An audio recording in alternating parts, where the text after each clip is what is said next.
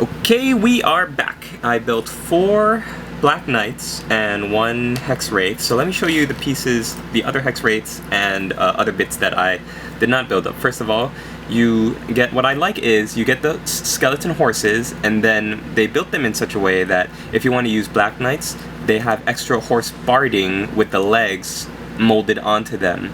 So making these, the 4 of these, and gluing this one together reminded me a lot of my Mortis engine, because the for the horses, you could see that the style of armor is all the same. In fact, the style of the models are almost exactly the same.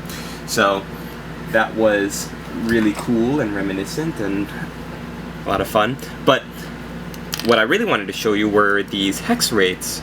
I built the other 4 pairs of legs as if they're seated, just in case you know, this is easy enough to throw in your bits box, and you could give it to some other model if you want. I'm just showing you options, right? Because an unboxing and a building a video is fine by itself, but then it's nice to know what other options there are out there. So these all have that spectral ghost fire, witch fire kind of effects to them that have been kind of, you know, love it or hate it on the internet. And then here are the riders. Now the reason I didn't glue them together was because I wanted to have the option of possibly using maybe like sawing a flagellant, an Empire flagellant in half, or maybe they're more expensive, so I wouldn't do this, but getting some grave guard and gluing the top of this to the bottom half of the grave guard, because the grave guard bottom halves are robed and a little bit armored, so you could run these then as, say, Karen Wraiths or Spirit Hosts. I mean, not Karen Wraiths, but a Spirit Host. Spectral. I love this guy's head on fire, and he's got like a little shoulder sensor that's on fire. And if I wasn't going to do this, I might have saved this arm piece, because the arm piece comes with the arm that's kind of like holding a shield, and put it on a regular skeleton warrior, or maybe on my grave guard champion. Then you've got the scythe up here. Sorry, let's get a little bit of detail on that. The scythes are really cool. They all are very ornate and characterful. This one's got a flaming skull hanging from it. This one's got a burning censer on it. And I think this is the one where the torsos are all different too. Like this torso, the skull was already molded into the hooded robe, and what you had to glue on was the skeletal arm and the hand to attach to the scythe. This one was the hardest one to build, because it's not wearing a robe with a hood. You had to, this one is almost like a skeleton, where you have to glue the right arm, you have to glue the left arm, and then you have to glue the scythe to the hands. So this one was really, really fiddly. And on top of that, after you glue the scythe, you have to glue the head of the weapon. A skull and a burning censer. So you can just tell just by looking at it that these would be really, really fun to paint up. And here's my last one. This one is actually my favorite model. I think in the directions it says to use a skull that's not screaming, but with the scythe over its head, I just felt like it looks so much cooler if this guy's got his mouth open like riding down his enemies. So I can totally see using this one as a Spirit Host, finding a suitable lower half body to use. I don't know, what do you guys think?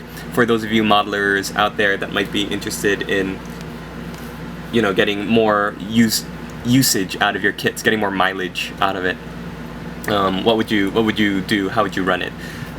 How would you build a lower body for those guys? Let me show you the Hexwraith that I built on the horse. This is the one that I'm going to paint up for the tutorial. I'll zoom out just a little bit, because this model's a little bit bigger. So as you can see, this is what the horse looks like. It's got a little skeleton rib cage. If you don't use the Black Knights, if you use Hexwraiths, because the horses aren't armored, you just plop the model on top, and it's got a flaming censer hanging off of his back. It's got another flaming censer trailing behind him, another flaming censer hanging off of his scythe, and I realized that I glued this upside down.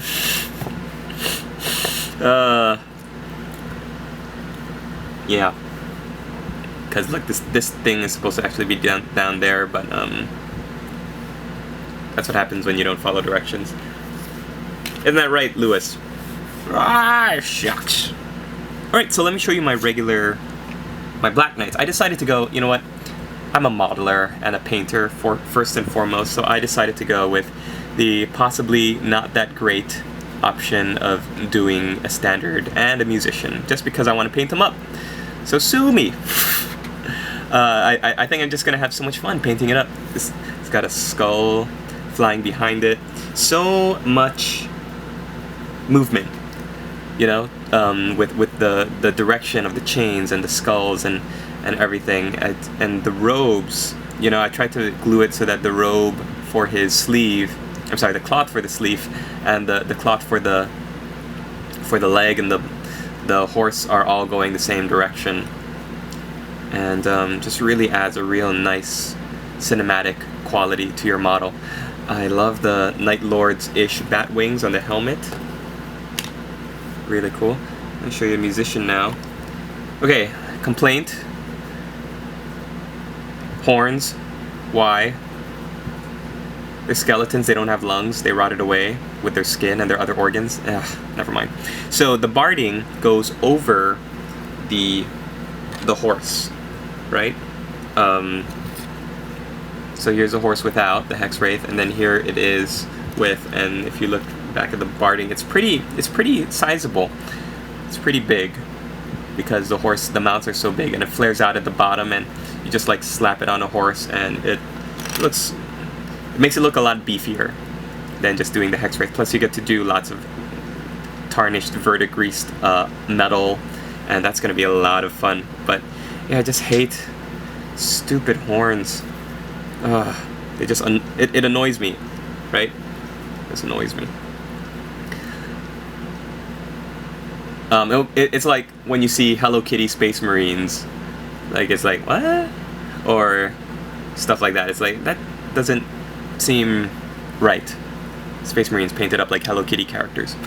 Is there anything else to say about this piece? No? Oh yes, I love how some of these, like shields and equipment, you're gonna notice have vines and things, like they just newly rose out of the earth, or they might not even have been in the earth, but have just been like resting on the ground. So here's my Hell Knight, and this is what I mean, like roots and plants have just kind of like grown up and sprouted up over the remains of these long dead corpses, and so when the necromantic magic awakens them, then they come to life. Oh yeah, what am I doing? I didn't really talk about the conversions I did. Cut off some pieces in the front. I took a regular zombie tombstone, chopped it kind of at an angle, glued it down, and then I glued the part of the horse's cloth to it to make it look like it's leaping off the ground, about to fly. And let me show you the other ones. This one I tried to do like in the Games Workshop. In the White Dwarf, there's a model that's kind of floating above the ground. I have to scrape off the sand later. So, and kind of like jumping off of a gravestone. So it's at this weird angle, like it's almost knocked over. So I tried to recreate it, but it just kept falling because the plastic glue wasn't setting and the weight of the model was holding it down. So I wasn't able to really get it done correctly. I used my pin vise to drill a little rod in there and try to secure it to the cloth, and that holds, but like it won't move or snap. I always try to have like at least 2 glue points. So for this one, there's the cloth here, the horse's hoof. You can see the right hoof, front hoof is connected to the gravestone, and then he's connected back here with the right leg. 3 glue points are always best. The back, rear legs, plus the front, clipping the gravestone here. Stuff like that. And here, let me show you my regular Black Knight. Here you can see he's got the vines growing on the horse armor. I just love that. That is such a cool effect. I love too also the horses themselves. They look so awesome with like little strips of flesh hanging off of them, the sharp pointed teeth, the armor, the barding of the armor to make them look like very fearsome, and just the musculature and the skeletal structure of the heads and all the pointy bits. It just looks so cool. There's a screaming skull face. I tried to make it like he's in the process of charging and running down a human-sized character. So definitely, I mean, I'm gonna have to move this guy around if he gets into combat. But let's say he meets this warrior priest on the field of battle. It looks like he would be charging him realistically, and that's kind of that cinematic nature of my models is kind of what I'm really going for. And so I really like it. I like it more than if his spear was up or just straight forward, like if he was charging someone like jousting.